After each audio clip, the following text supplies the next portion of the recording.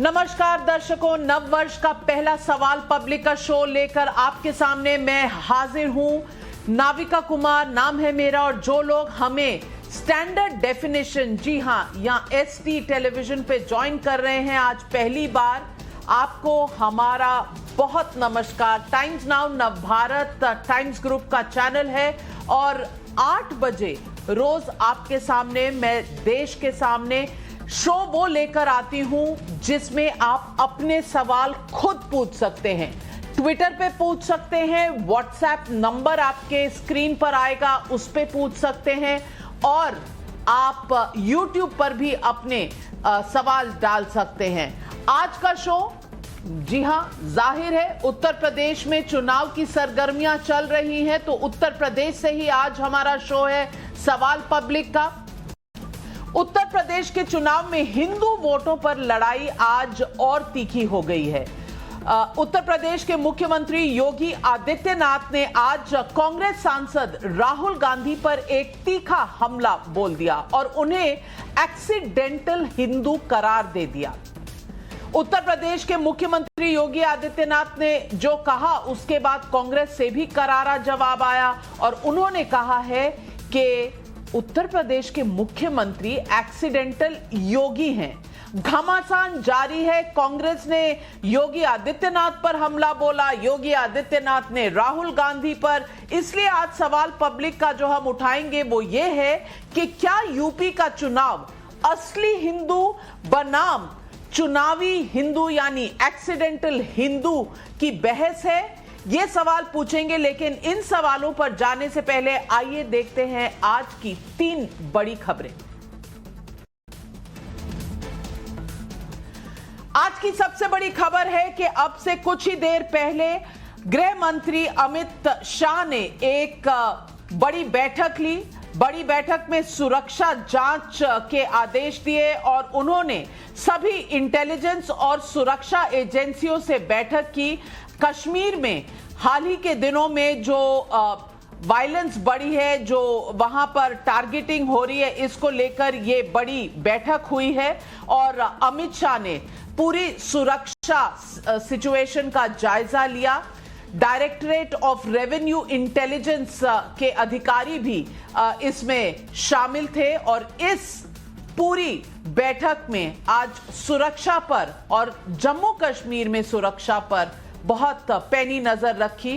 हर department से, चाहे वो दिल्ली पुलिस हो, चाहे वो आर्मी हो, हर डिपार्टमेंट से सुरक्षा कर्मी, सुरक्षा अफसरों ने इस बैठक में भाग लिया। आज की दूसरी बड़ी खबर है कि देश में कोरोना की बढ़ती रफ्तार के बीच आज बच्चों का वैक्सीनेशन शुरू हुआ। 15 से 18 साल के बच्चों को ये वैक्सीनेशन आज दिया करा। ये आंकड़ा अब 40 लाख बच्चों को आज पहले दिन ही वैक्सीनेशन दे दिया गया है। आज हेल्थ मिनिस्टर यानी कि स्वास्थ्य मंत्री मनसुख मांडविया ने दिल्ली के आरएमएल अस्पताल में इस पूरे वाकये का जायजा लिया और बच्चों से बातचीत भी की। आज की तीसरी बड़ी खबर है, लखीमपुर हिंसा पे एसआईटी की 5000 पन्नों की चार्जशीट आई है। इस चार्जशीट पर किसानों ने उठाए सवाल। किसानों का आरोप है कि चार्जशीट में राज्य मंत्री अजय मिश्र टेनी का नाम क्यों नहीं है। विपक्ष ने भी इस मुद्दे को उठाए रखा। अखिलेश यादव ने तो कहा है कि बीजेपी के पास एक वॉशिंग मशीन है जिसमें उनके अपने मंत्रियों के नाम धुल जाया करते हैं। तो ये थी आज की 3 बड़ी खबरें। अब लौटकर आते हैं उत्तर प्रदेश की उस खबर पर जो आ रही है और बन रही है चुनावी मुद्दा।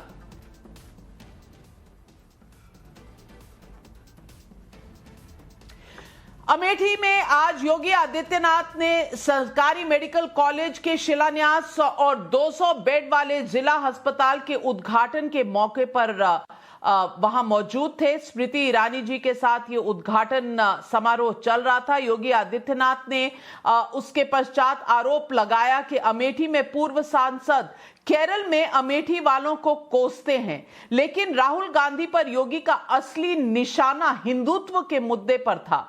योगी आदित्यनाथ ने कहा कि जिनके पूर्वज खुद एक्सीडेंटल हिंदू कहते थे, वो खुद को हिंदू कह ही नहीं सकते, मान ही नहीं सकते। राहुल पर योगी की चोट सीधी थी। योगी ने कहा कि जो लोग हिंदुओं की अथवा उनके साथ खिलवाड़ करते हैं और करना चाहते हैं और चुनाव के समय अपने आप को हिंदू बताना चाहते हैं, वो कभी असली हिंदू हो ही नहीं सकते। आइए सुनते हैं योगी आदित्यनाथ का वार राहुल गांधी पर।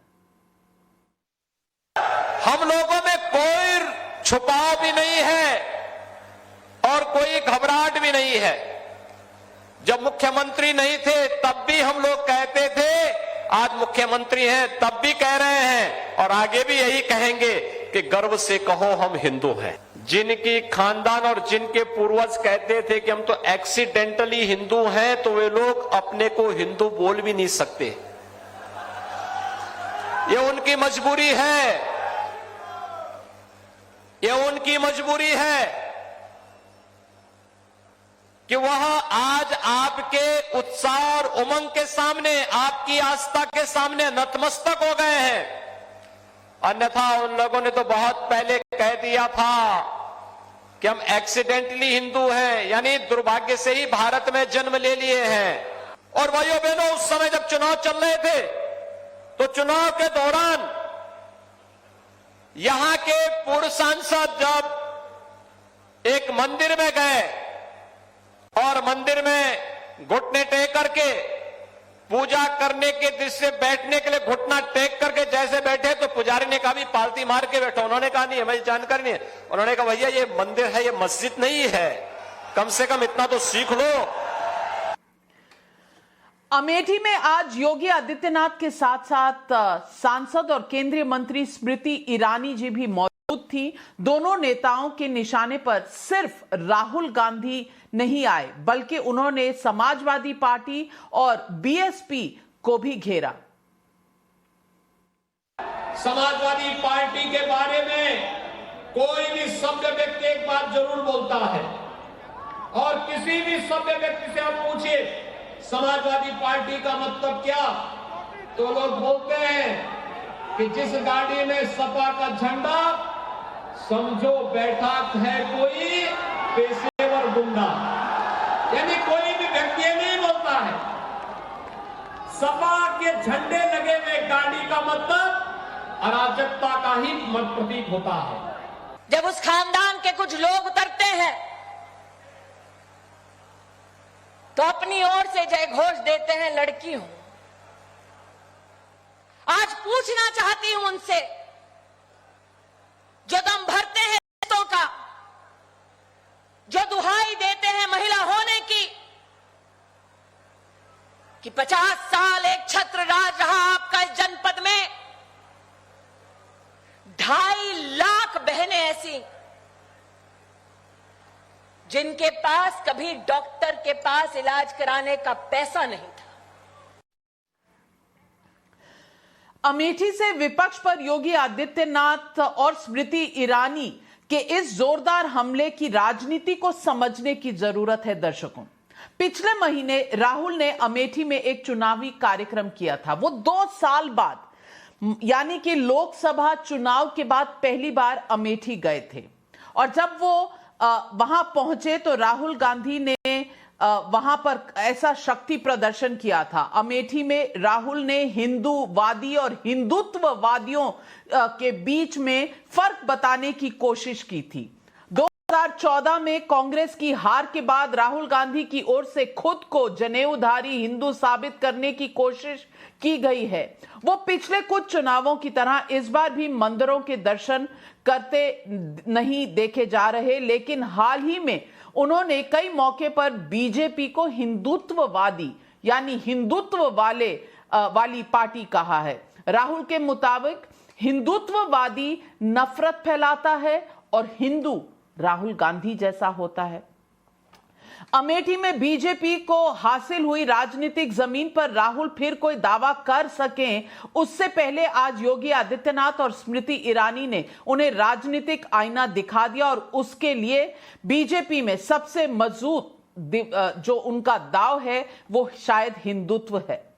हिंदुत्व के पिच पर बीजेपी की चुनौती पर आज विपक्ष ने क्या कहा, आइए सुनते हैं, क्योंकि रणदीप सिंह सुरजेवाला इस मौके को जाने देना नहीं चाहते थे।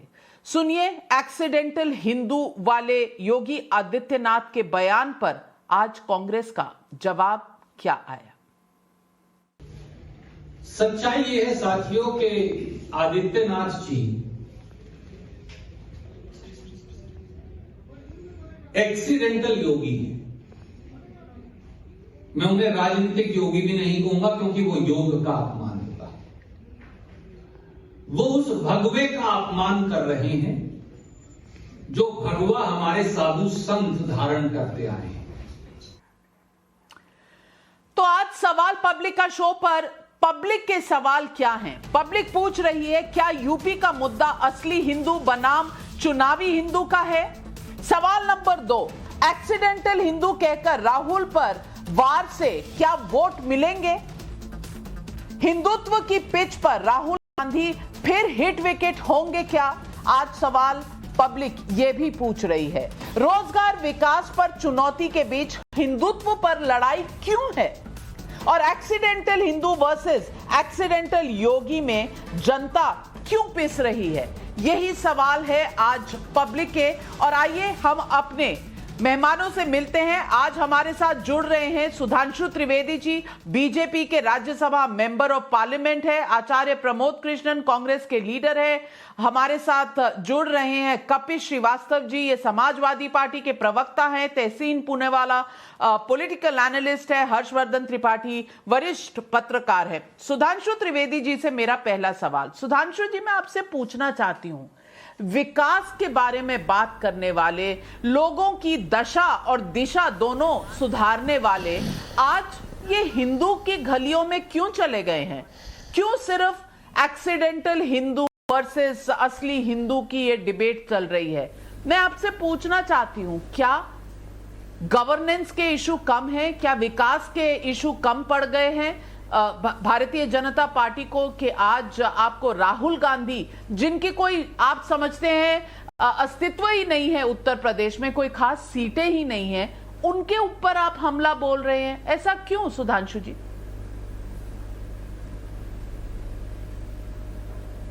देखिए, पहले तो मैं कहना चाहूंगा कि जो योगी जी ने जो बोला है, मैं उसको और फर्दर एक्सपेंड करना चाहूंगा। उन्होंने कहा है कि एक्सीडेंटल हिंदू हैं। मैं तो कहना चाहूंगा एक्सीडेंटल पार्टी प्रेसिडेंट थे, फिर पार्टी का एक्सीडेंट कराया और ऐसा एक्सीडेंट कराया कि 136 साल के इतिहास में सबसे कम सीटें प्राप्त हुई। अब उसके बाद ये एक्सीडेंटल पॉलिटिशियन भी हैं, इसीलिए देखिए 4 दिन पहले भी पुनः विदेश चले गए। तो उनका पूरा चरित्र ही इस प्रकार का है, accidental politician, accidental party president, accidental Hindu. अब क्यों कहा गया वो भी मैं आपको एक उदाहरण के साथ बता देना चाहता हूं। वैसे तो ये फ्रेज हम लोगों ने बचपन से सुना है, नेहरू जी के विषय में यह प्रयोग होता था और यह भारत की राजनीति का थोड़ी भी जानकारी रखने वाले के लिए बहुत ही प्रचलित शब्द है। पर आज राहुल गांधी जी के संदर्भ में अगर हम कहें, एक घटना याद दिलाता हूं। राजस्थान में इनकी ही सरकार ने एक बड़ी योजना चालू की थी, कुंभाराम योजना। कांग्रेस के बड़े नेता होते थे कुंभाराम। वहां इनके मुंह से, जबान किसी की भी फिसल सकती नाविका जी, इनके मुंह से कुंभकर्ण योजना निकल गया। जिसको हिंदू धर्म के लेश मात्र का भी आभास होगा उसे यह पता होगा कि कुंभकर्ण के नाम पर कोई योजना नहीं हो सकती। और वो वीडियो अवेलेबल है कि कुंभकर्ण योजना इनके मुंह से निकल गया था। फिर जो कहते हैं कि मंदिर लोग लड़कियां छेड़ने जाते हैं, जिनकी सरकार, जिनके दौरे हुकूमत में हलफनामा देके कहती राम थे ही नहीं, जो भारत ही नहीं अमरीकी अधिकारियों से कहते हैं कि हिंदू आतंकवाद ज्यादा बड़ा खतरा है, बकौल विकीलीक्स में उसको सच नहीं कह रहा हूं पर आज तक खंडन नहीं किया। वो लोग आकर जब हिंदुत्व पे भाषण देते हैं तो लगता है कि कौन असली है, कौन नकली है, कौन एक्चुअल है, कौन एक्सीडेंटल है। अब आपने जो कहा कि ये सवाल क्यों आ रहे हैं, मैं नाविका जी कहना चाहता हूं, जयपुर में महंगाई पर रैली की राहुल गांधी ने और उत्तर प्रदेश का मुद्दा उठाकर हिंदू बनाम हिंदुत्व में भाषण किया। हम लाए मुद्दा कि वो लाए? अयोध्या राइजिंग किताब किसने लिखी? सलमान खुर्शीद ने। हम ला रहे हैं मुद्दा, हिंदू तालिबान, हिंदू पाकिस्तान, शशि थरूर बोल रहे हैं। अब आप सुनिए, मेरे जहन में बाबरी मस्जिद है, शफीकुर रहमान बर्क बोल रहे हैं समाजवादी पार्टी के। अखिलेश यादव जी जिन्ना को इक्वेट कर रहे हैं नेहरू जी, सरदार पटेल और गांधी जी के साथ। केटी हसन ये कह रहे हैं कि कॉमन सिविल कोड आ जाएगा, मुसलमानों तुम लोग 4 शादी नहीं कर पाओगे। हम ला रहे हैं ये मुद्दा। इसके बाद जब वो लड़कियों की एज बढ़ाई जा रही है तो शफीकुर रहमान बर्क कहते हैं कि ये मुस्लिमों के खिलाफ है, इससे आवारगी बढ़ेगी। और जब अखिलेश जी से पूछा जाता है तो बजाय उसका खंडन या भर्त्सना करने के उल्टा मीडिया पे दोष लगाते हैं, अरे वो कुरेद आपने पूछा, बुजुर्ग आदमी है, उनके मुंह से निकल गया। तो अब आप ये बता दीजिए, ये सारे के सारे विषय, इतना नहीं, इनका समाजवादी पार्टी का बिजनौर का जिला अध्यक्ष कहता है कि मेरी सरकार आ गई तो मैं मुस्लिमों के पेशाब से चिराग जलवाऊंगा। इनके कासगंज के प्रत्याशी पिछले चुनाव में कह चुके हैं हमारी सरकार आई तो किसी पुलिस वाले की हैसियत नहीं होगी, किसी मुस्लिम की तरफ उंगली उठा दे। अब आप ये बताइए, किताब आप लिखेंगे, बयान आप देंगे, स्टेटमेंट आप देंगे, उसके बाद जस्टिफिकेशन आप देंगे और सवाल हमसे करेंगे।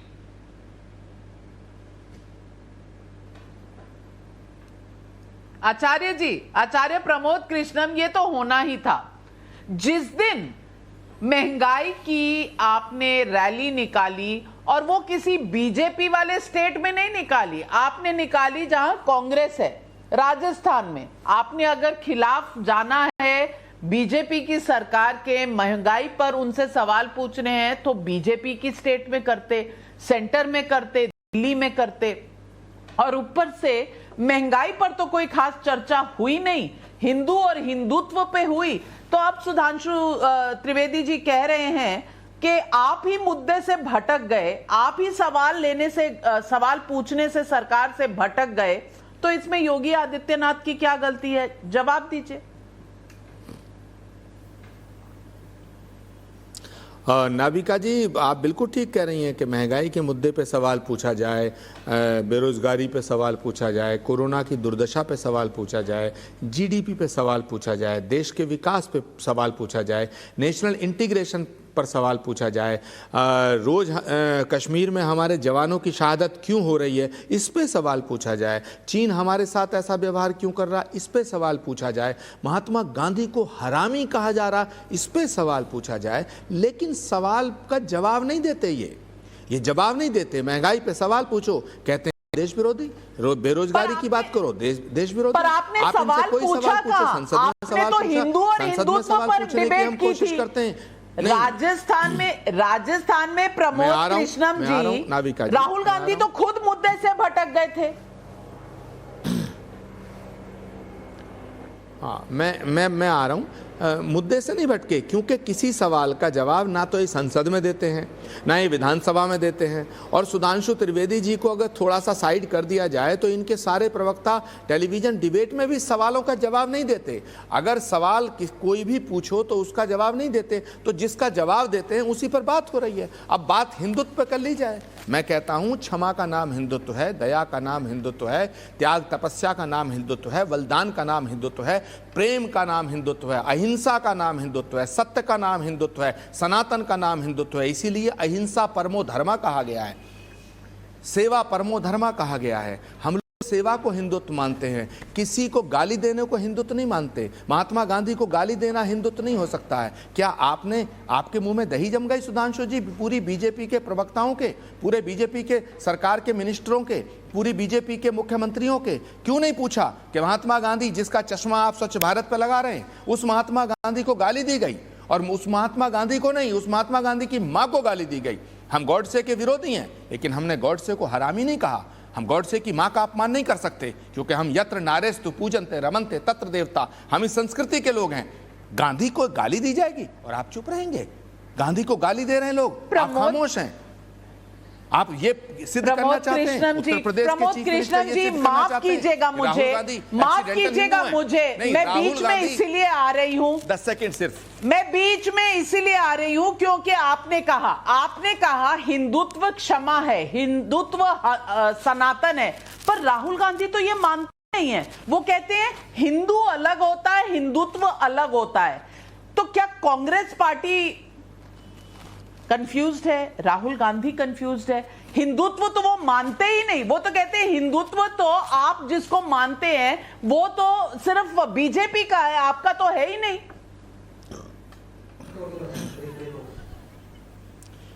मुझे बताइए नाविका जी, किसी भी विषय पर किसी भी व्यक्ति के अपने विचार हो सकते हैं, यही तो विविधताओं का देश है हमारा।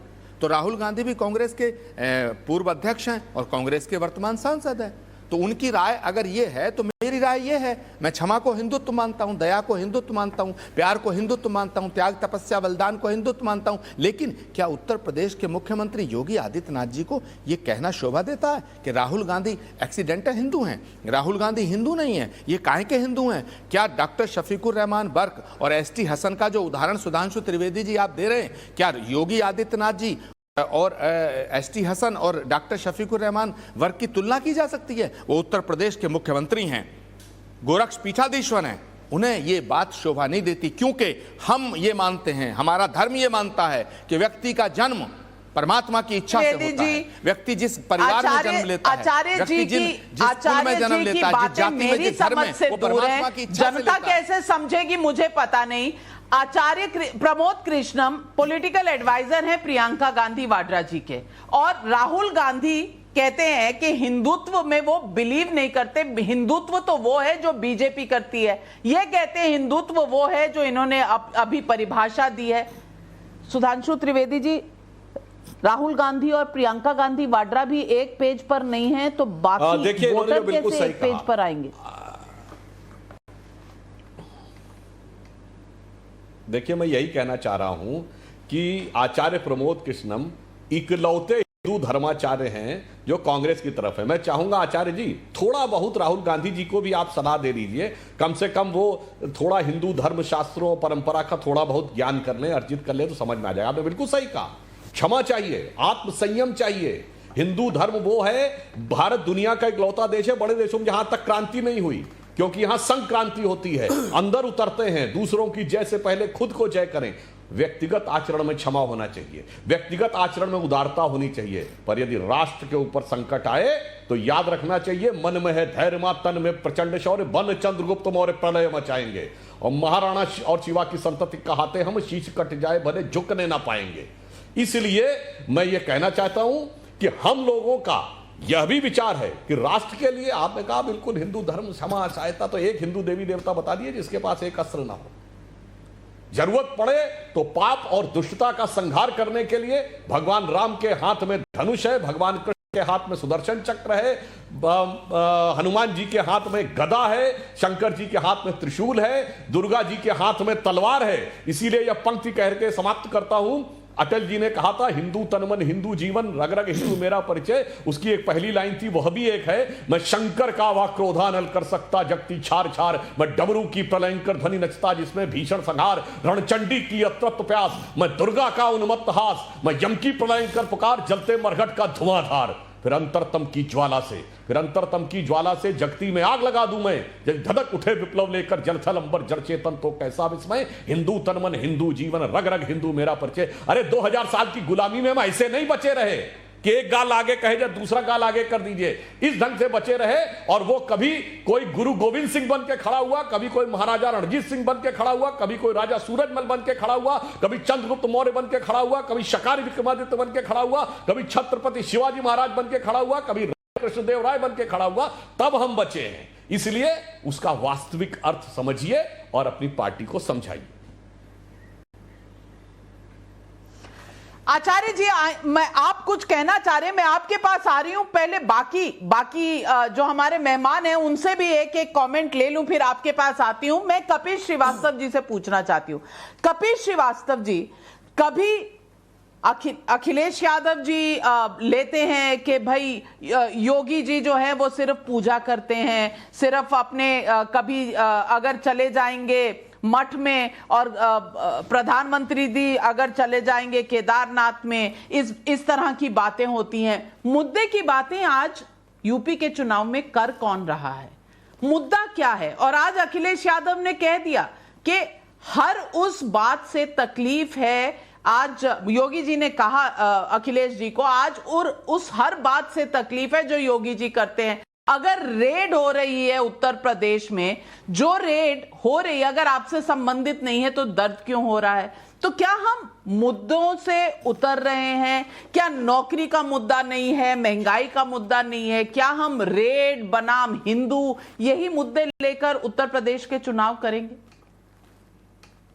देखिए, छद्म हिंदुत्ववाद और छद्म राष्ट्रवाद की जो हुई पार्टी है वो सुधांशु जी की। हम लोगों ने जमीनी हकीकत पे ही हमेशा लड़ाई लड़ी है और जमीनी हकीकत से ही लड़ाई लड़ेंगे। और काम बोलता है के नाम पे हम 2017 लड़े थे, यद्यपि कि जनता ने हम पर विश्वास नहीं किया, क्योंकि उस समय हमारी अपनी सरकार की एंटी इनकम्बेंसी थी। और दूसरी बात यह है कि हमने शुचिता का यज्ञ भी किया था, जरा भाजपा भी कर ले। मैं तो एक बात कहना चाहता हूं कि अगर आपको वाकई हिंदुत्व की बात करनी है तो सुप्रीम कोर्ट ने तो डिफाइन कर दिया हिंदुत्व को, हमको और आपको कहने की कोई जरूरत नहीं। कपीश श्रीवास्तव हो या अखिलेश यादव जी, हम भी सनातनी और पुरातनी हैं, उसी धर्म में विश्वास करने वाले हैं, उसी पूजा और आस्था में विश्वास करने वाले हैं। लेकिन ये अंतर सुखाए के लिए होता है। हम लोग सुमिरने वाले लोग हैं, नारे लगाने वाले नहीं। यही बेसिकली अंतर है। मैं तो एक बात कहता हूं, इत श्रेष्ठम धर्माधार्यति, जो श्रेष्ठ है उस धर्म को धारण कीजिए। ये भगवत श्री कृष्ण ने अर्जुन को उपदेश देते हुए कहा कि मानवता ही श्रेष्ठ है, उस धर्म को कीजिए। और यही तो हमारा हिंदुत्व और हमारा सनातन भी कहता है कि वो विश्व बंधुत्व की भावना को देखता है। लेकिन बहुत दुख होता है कि भारतीय जनता पार्टी जो छद्म आवरण लेती है वो हमेशा तोड़ने में विश्वास करती है, फोड़ने में विश्वास करती है। और अभी डॉक्टर साहब बहुत अच्छी बातें कह रहे थे। भाई मंत्रमुग्ध हो जाएगा आदमी, क्यों नहीं हो जाएगा? क्योंकि इतनी सुलभता से वो सारी चीजों को कह रहे थे। वही आप अपने कर्मों को क्यों नहीं देखना चाहते? कर्म भी देख लीजिए। निषाद पार्टी से आपका तालमेल है, दुनिया को आईना दिखा रहे थे, निषाद पार्टी को दिखा नहीं पाए, जिन्होंने भगवान श्री राम के प्रत्युत्तर पर सवाल उठा के माता कौशल्या के कोख को गाली देने का काम किया। आज है ना आपके में दम, दिखा दीजिए एक आईना संजय निषाद को। और उनको क्यों नहीं आना दिखाते जिनको सीता जी को टेस्ट ट्यूब बेबी बताया था आपके डिप्टी मुख्यमंत्री ने? सुधांशु जी, उनको भी दिखा लीजिएगा। और कहने वाली बात नहीं है, हमें आपसे सर्टिफिकेट नहीं चाहिए, हम भी भगवान श्री चित्रगुप्त के वंशज हैं और हमें किसी के सर्टिफिकेट की जरूरत नहीं है, ना यदुवंशियों को है। लेकिन हम लोगों ने हमेशा विकास के नाम पे लड़ाई लड़ी, आपसे ज्यादा कुछ उत्तर प्रदेश में डिलीवर किया है। और आज भी हमारे जो भाषण होते हैं 99.9% केवल और केवल जनता से जुड़े हुए मुद्दे हैं, उन्हीं को हम लोग उकेरने का काम करते हैं। लेकिन भारतीय जनता पार्टी तो इसके विपरीत जाती है। भाई हम ये कह रहे हैं कि अगर आप राम जी के इतने बड़े पुजारी थे तो 29 साल तक क्या कर रहे थे? और माननीय सुप्रीम कोर्ट के उस वर्डिक्ट को आप अपना कह करके क्या सर्वोच्च न्यायालय के आदेश की अवहेलना नहीं करते? क्या संविधान के पाठ को हर आदमी को हर वक्त पढ़ना पड़ेगा? और क्या उस वर्डिक्ट के अंदर जो बातें आई हैं और अंत में कहा गया है कि ये आखिरी है, उसके बाद क्या होता है? आपके पार्टी के अंदर एक व्यक्ति जिसको आप कैबिनेट मिनिस्टर पे पोस्टेड करते हैं, वो आदमी रामजादा और हरामजादा में अंतर बताता है। एक व्यक्ति जो संवैधानिक पद पर बैठे हुए हैं, वो किसकी तुलना कुत्ते के पिल्ले से करते हैं। तो ये पूरी दुनिया देखती है कि भारतीय जनता पार्टी का आवरण क्या है। सुधांशु जी का तो मुंह से मधु टपक रहा था, कोई भी आदमी, मैं भी कहूंगा कि बहुत अच्छी बात कह रहे हैं, बहुत अच्छी चीज कर रहे हैं। कपीश जी, नहीं, आप भारतीय जनता पार्टी को कह रहे हैं तो आप बताइए ना, आप अपना एजेंडा लेकर आइए। आप क्यों इसमें वापस घुस जाते हैं? और हर्षवर्धन त्रिपाठी जी, मैं आपसे पूछना चाहती हूं कि यहां विकास कहां चला गया, महंगाई कहां चली गई? यहां मुद्दे विकास के थे कि शिलान्यास हमने किया, ये तो हमारा प्लान था, यहां से शुरू हुई थी बात, और अब मंदिर मस्जिद के बीच में बस रुक कर रह सी गई है। ये समाजवादी पार्टी और कांग्रेस पार्टी जो विपक्ष में हैं, ये बीजेपी को किसी चीज पर सवालों के जवाब देने के लिए तो ये इनको मजबूर नहीं कर पा रहे, ये उनके सीधा ट्रैप में जा रहे हैं। क्योंकि जब हिंदू और हिंदुत्व की बात करेंगे राहुल गांधी, तो योगी जी के लिए तो अपॉर्चुनिटी है कि वो भी यही बात करेंगे। तो कौन इसमें कटघरे में कौन है, विपक्ष या बीजेपी?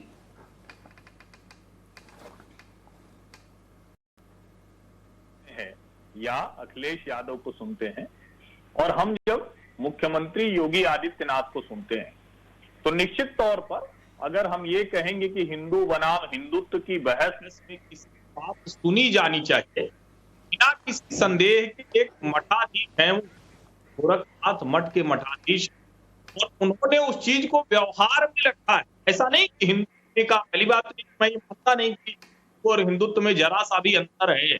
ये वही लोग कहते हैं इनको समय समय पर हिंदू को गलत छवि के साथ चिन्हित करना है, यानी उनको इस तरह से दिखाना है कि देखिए हिंदू ऐसा भी हो सकता है और उसमें ISIS को हरम जैसा भी हो सकता है और उसको वो हिंदू के साथ दिखाते हैं। मुझे लगता है कि अभी जो प्रमोद जी कृष्णम जी ने कहा है बहुत बड़ी बात उन्होंने कही, और वो ये कह रहे हैं तो इससे आप कांग्रेस पार्टी के भीतर का संकट समझिए।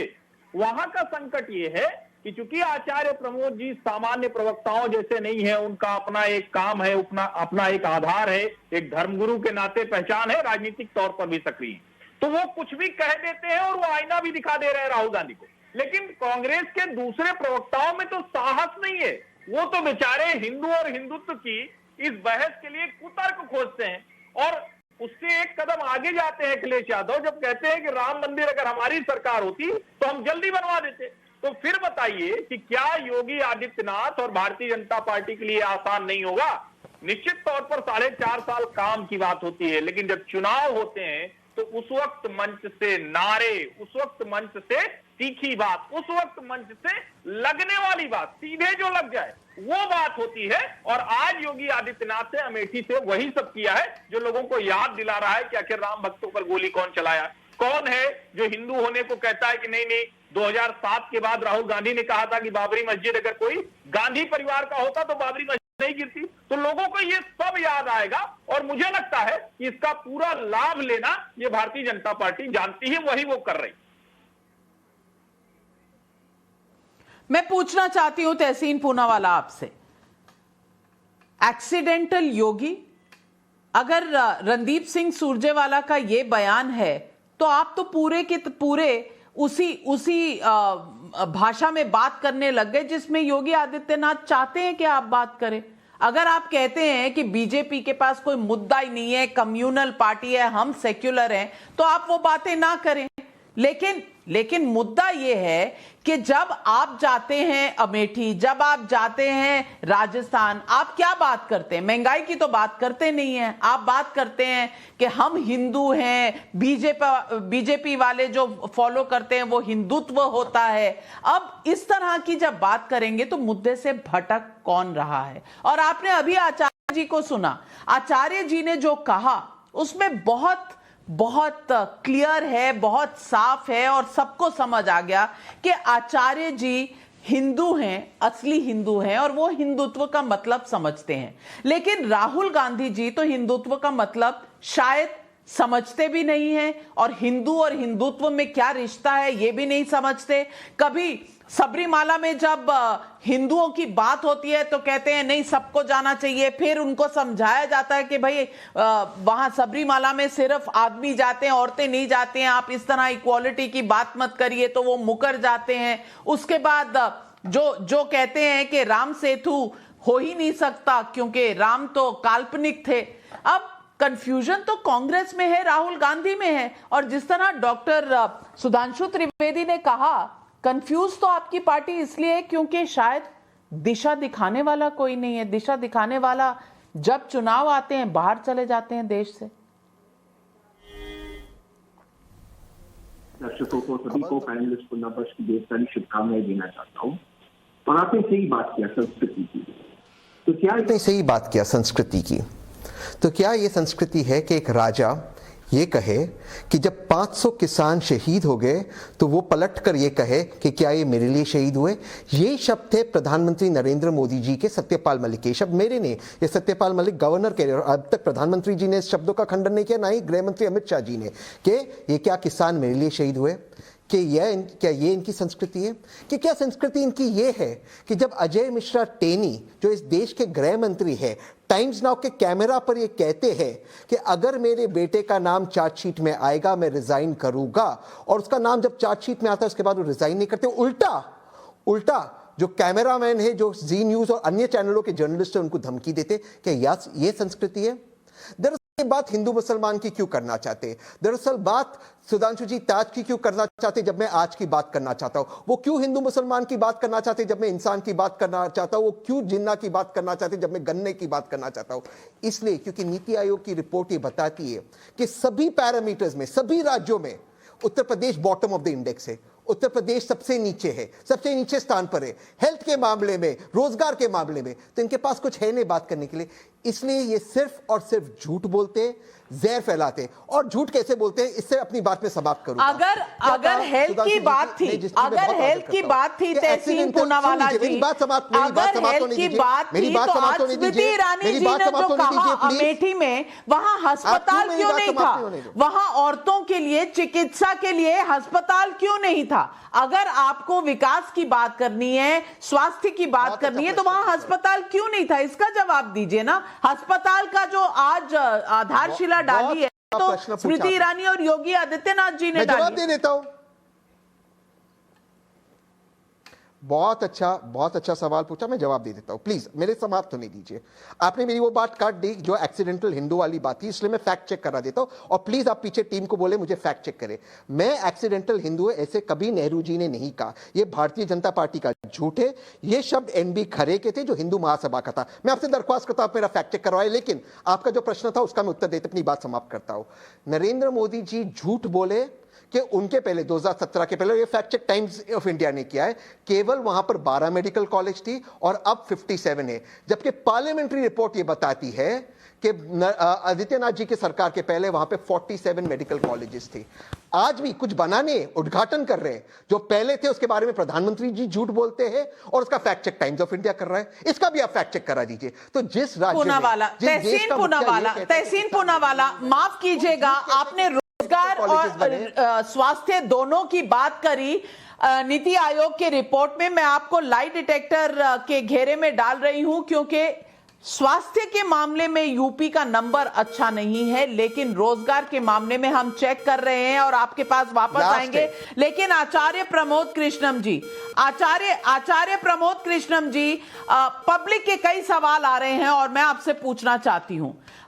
ये पूनम त्रिपाठी उत्तर प्रदेश से पूछ रही हैं। मेरा सवाल कांग्रेस पार्टी से यह है कि मुख्यमंत्री योगी आदित्यनाथ ने आज क्या गलत कहा? ये एक्सीडेंटल हिंदू वाली बात तो आप खुद ही करते हैं, और अब जब योगी जी ने उसे दोहरा दिया तो आपको दर्द क्यों हो रहा है?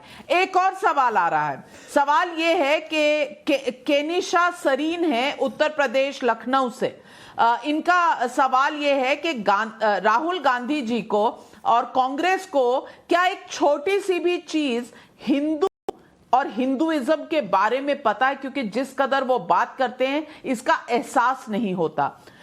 अनिल धवन पूछ रहे हैं, नाविका जी मैं आचार्य जी से पूछना चाहता हूं कि क्या कोई भी व्यक्ति अगर हिंदू समाज में जीते जी अपना पिंड दान करे और वह हिंदू कैसे नहीं हो सकता है? ये सवाल आए हैं। 45 सेकंड का समय दूंगी आपको आचार्य जी, आप पब्लिक के सवालों का जवाब दें। पहली बात नाविका जी, त्रिपाठी जी ने कहा कि मैंने राहुल गांधी को आईना दिखा रहा हूं। मैं कांग्रेस पार्टी एक डेमोक्रेटिक सिस्टम से चल रही है, उसमें अपनी अपनी बात रखने का अधिकार है। किसी को अगर हिंदुत्व और हिंदू में फर्क नजर आता वो उनका विचार है। मेरा जो विचार था हिंदुत्व पर और हिंदू धर्म पर मैंने दे दिया। अब मैं सुधांशु जी के सवालों का जवाब पहले देता हूं। उन्होंने शस्त्र और शास्त्र की बात की। अरे भाई, भगवान राम का युद्ध रावण से था, पांडवों का युद्ध कौरवों से था, छत्रपति शिवाजी का जो युद्ध था वो औरंगजेब से था, और महाराणा प्रताप की लड़ाई अकबर से थी। तो शस्त्र उठाया गया, लेकिन आपकी लड़ाई किससे है? आप शस्त्र उठाने की जो बात करते हैं, उस जमाने में ना तो फौज थी, ना बीएसएफ थी, ना सीआरपी थी, ना पैरामिलिट्री फोर्सेस थी, ना पुलिस थी, ना प्रशासन था। तो वो एक छोटे छोटे राज्य थे और एक दूसरे राज्य से एक दूसरे की सेनाएं लड़ती थी और राजा लड़ते थे। लेकिन देश, भारत देश के अंदर आप शस्त्र उठाने की बात करते हैं। आप किसको मानते हैं शत्रु? मुझे बताइए। राहुल गांधी को? क्या शस्त्र उठाना चाहते हैं उनके खिलाफ, उन्हें मारना चाहते हैं? कांग्रेसियों को मारना चाहते हैं? क्या समाजवादियों को मारना चाहते हैं? या जो भाजपा के नहीं है उन पर आप शस्त्र का प्रयोग करना चाहते हैं? इस 135 करोड़ के देश में आप 110 करोड़ हिंदुओं को शस्त्र उठाने के लिए कह रहे हैं। अगर 110 करोड़ लोग शस्त्र उठा लेंगे सुधांशु जी, तो ये सब छकड़ी भूल जाएंगे आप। फिर तालिबान और हिंदुस्तान में फर्क क्या रह जाएगा? फिर तालिबान और भारत एक हो जाएगा। इस तरह की सत्ताधारी पार्टी के जवाब दीजिए प्रवक्ता को आपके नहीं करना 45 चाहिए। मैं सेकंड आपका खत्म बड़ा हुए। सम्मान करता हूं और 45 मुझे ये सेकंड का उम्मीद समय नहीं थी। सुधांशु त्रिवेदी जी को देती हूं जवाब देने का। प्रमोद कृष्णम को 45 सेकंड आपके शुरू होते हैं। अब और दे दीजिएगा 10 सेकंड। सुधांशु जी बस एक सवाल का जवाब और दे दीजिएगा। एक सवाल का जवाब और दे दीजिएगा। ये सतपाल मलिक जो गवर्नर हैं, ये हिंदू हैं या नहीं हैं? ये कौन से हिंदू हैं? इनके सवालों का जवाब कौन देगा? एक गवर्नर भारत के प्रधानमंत्री को अकल का दिवाला निकला हुआ बताता है, तो उसका जवाब कौन देगा? गवर्नर सही है या भारत का प्रधानमंत्री सही है? जवाब दीजिएगा। भारत के गृह मंत्री के हवाले से एक राज्य के गवर्नर ने, सिटिंग गवर्नर आप डेमोक्रेसी में मानते हैं। कांग्रेस में अगर आप राहुल गांधी से अलग बोले तो आपके यहाँ डेमोक्रेसी कायम है। फैसला हो जाएगा। और अगर पहले बताइए सतपाल मलिक और अगर सतपाल मलिक अपना विचार नरेंद्र मोदी से अलग रखें तो वो डेमोक्रेसी नहीं है। ये तो आप दोहरी राजनीति है। अगर सतपाल मलिक जी कुछ कह रहे हैं जो नरेंद्र मोदी जी से वाकिफ नहीं है, जो बिल्कुल दोनों के, किसी राज्य का गवर्नर भारत के प्रधानमंत्री को अहंकारी कह रहा है, तो मैं ये पूछना चाहता हूं वो एक्सीडेंटल गवर्नर है या वास्तविक गवर्नर है? सुधांशु जी जरा बताएं ना। सवाल पूछने का हक मेरा भी है। मैंने आपके सवालों का जवाब दिया। 2 सवाल मैंने किए, दोनों का जवाब आपसे चाहता हूं। चलिए सुधांशु जी आप जवाब दीजिए। आप जवाब दीजिए प्रमोद आचार्य जी को। बोल देता हूं। एक बार आचार्य प्रमोद कृष्णम कहते हैं कि सतपाल मलिक का जो स्टेटस भाजपा में है वही स्टेटस राहुल गांधी का कांग्रेस में है, तो मैं जवाब दे दूंगा। खैर, जो इन्होंने शस्त्र उठाने की बात कही, कोई भी जाकर मेरा स्टेटमेंट रिवाइंड करके देख सकता। मैंने कहा जब राष्ट्र की रक्षा की बात आए तो शस्त्र उठाने चाहिए, और ना उठाने का क्या अंजाम होता है। चाइना सड़कें बना रहा था 59, 60, 62 में, और नेहरू जी ने फौज का उपयोग नहीं किया। सेकेंड वर्ल्ड वॉर के बाद हमारी 25 लाख की फौज थी, 2 साल में घटा के 2-3 लाख पे ले आए। हमारी फौज वहां लड़ रही थी, हमारे सैनिक शहीद हो रहे थे। एयरफोर्स का यूज नहीं किया, जिसके लिए उस समय करियप्पा ने अपनी किताबों में भी लिखा है, वो छोड़िए। इसलिए हमने कहा जब आपने, और इतना ही नहीं, दलाई लामा जी के साथ भी क्या हुआ। तिब्बत इतना महान देश था, बौद्ध धर्म की महान शिक्षाओं को जो व्यक्तिगत आचरण के लिए थी, उन्होंने जब अहिंसा को राष्ट्र के स्तर पर ले आए, अपनी सेना ही नहीं बनाई, चीन ने आके कब्जा कर लिया। इसलिए मैंने कहा जब राष्ट्र की रक्षा की बात आए तो शंकर का त्रिशूल, राम का धनुष, सुदर्शन का चक्र और दुर्गा की तलवार की आवश्यकता होती है। व्यक्तिगत आचरण में शुचिता रखिए। और दूसरी बात, फैक्ट में एक ही लाइन बस बोले दे रहा हूं।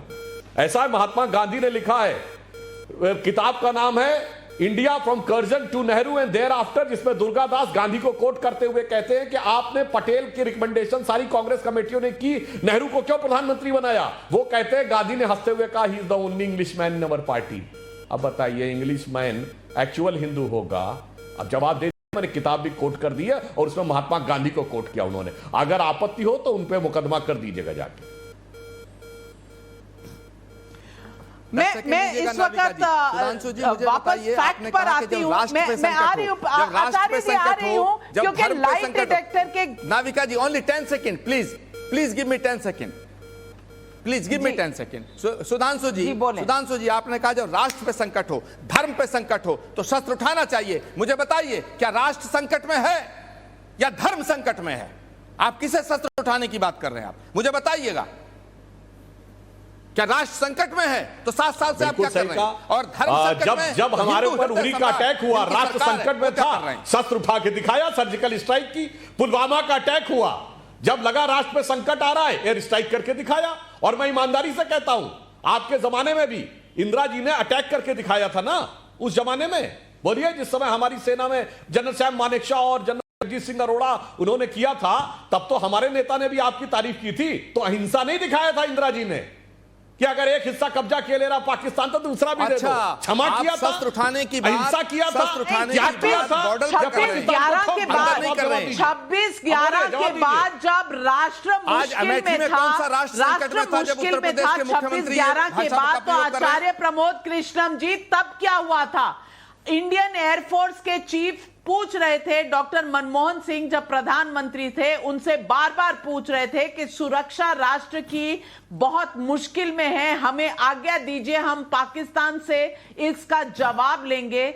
दोबारा उन्होंने फोन नहीं उठाया, कोई जवाब नहीं दिया। तो राष्ट्र की सुरक्षा किस तरह करनी है आचार्य प्रमोद कृष्णम जी, इस कम से कम मुद्दे पर आप कांग्रेस ना बोले, ना सीख दे, कम से कम हाल ही के समय में तो बेहतर रहेगा। लेकिन इससे पहले कि मैं और राष्ट्रीय सुरक्षा के मुद्दे पे कांग्रेस क्यों नहीं बोले नाविका जी? घेरे में लाइट डिटेक्टर टेस्ट के घेरे में इस वक्त तहसीन पूनावाला थे। तहसीन पूनावाला, मैं आपको बताना चाहती हूं, जो रिपोर्ट आप मानते हैं सीएमआई, एक मिनट आ रही हूं आचार्य जी, आ रही हूं, आपको क्लोजिंग कमेंट दूंगी, लेकिन तहसीन पूनावाला आप लाइट डिटेक्टर टेस्ट में फेल हो चुके हैं। आपने कहा था एम्प्लॉयमेंट रेट यूपी की सबसे खराब है। मैं आपको बताना चाहती हूं कि सीएमआई का डेटा कहता है कि जो बेरोजगारी 2017 में थी, जब बीजेपी की सरकार आई थी, उससे 3 गुना कम हो गई है। 7.7% पे है इस वक्त जो लेटेस्ट नंबर है। इससे पहले 21% पे थी। और दिल्ली, पंजाब, राजस्थान, पश्चिम बंगाल, केरल और तमिलनाडु जैसे राज्यों के मुकाबले उत्तर प्रदेश काफी आगे है। तहसीन पूनावाला, आप कम से कम जब सवाल पब्लिक का शो पर आए तो अपने फैक्ट देखकर आए। स्वास्थ्य पर आप सही होंगे, लेकिन बेरोजगारी पर आप सही नहीं थे। आचार्य प्रमोद कृष्णम जी बोलना चाह रहे थे। आचार्य, मुझे उत्तर देने का मौका दीजिए। आप फेल हो चुके। Navika ji, thank you very much. Navika ji, आपने कहा कि कांग्रेस राष्ट्रीय सुरक्षा के मुद्दे पे ना बोले। क्यों ना बोले कांग्रेस वो पार्टी है, हमारी सरकारें जब थी 65 की लड़ाई हुई, 71 की लड़ाई हुई, हमने पाकिस्तान के 2 टुकड़े कर दिए, हमने सबसे बड़ा आत्मसमर्पण कराया पाकिस्तान से। और माफ करना, हम कंधार छोड़ने नहीं गए आतंकवादियों को। और माफ करना, पार्लियामेंट पे जो अटैक हुआ, अफजल गुरु को किसने फांसी पे टांगा? हमने टांगा। और माफ करना, जब भी देश पे संकट आया है, कांग्रेस के नेताओं का बलिदान हुआ है। हमने अपनी छाती का लहू दिया इस देश को।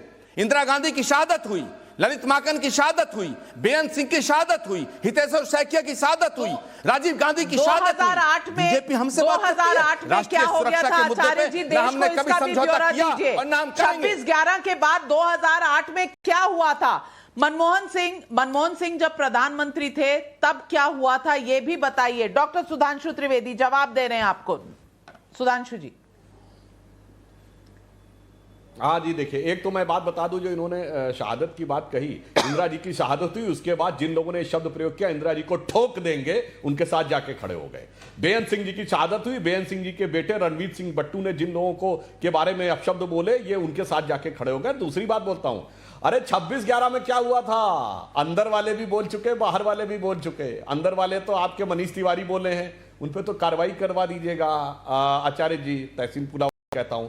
मगर बैरक ओबामा अपनी किताब द प्रॉमिस लैंड में लिख चुके हैं कि 2010 में जब वो भारत में आए, उन्होंने मनमोहन सिंह को कोट करके लिखा है कि भारत ने कार्रवाई नहीं की, चूंकि प्रधानमंत्री मनमोहन सिंह से बात करके उनको ऐसा लगा कि यदि भारत कार्रवाई करता तो उनको बीजेपी को फायदा होने का अंदेशा था। अब जरा मेरा यह अनुरोध है, बैरक ओबामा पे जाके कार्रवाई कर दीजिएगा, बड़ी सावधानी से करिएगा। अमेरिकन लोग टेप करके भी रखते हैं, रिकॉर्ड करके अमेरिकन प्रेसिडेंट से समय समाप्त हो रहा है शो का। ये बहस जारी रहेगी क्योंकि चुनाव की अभी तारीखें नहीं आई है। लेकिन कपिल श्रीवास्तव जी से मैं कहना चाहती हूँ, कपिल श्रीवास्तव जी, आपने हिंदुत्व पे इतना लेक्चर दिया बीजेपी को, और मैं आपको बताना चाहती हूं, बस अभी खबर आई है 8 और 9 जनवरी को अखिलेश यादव जी अयोध्या में रहेंगे।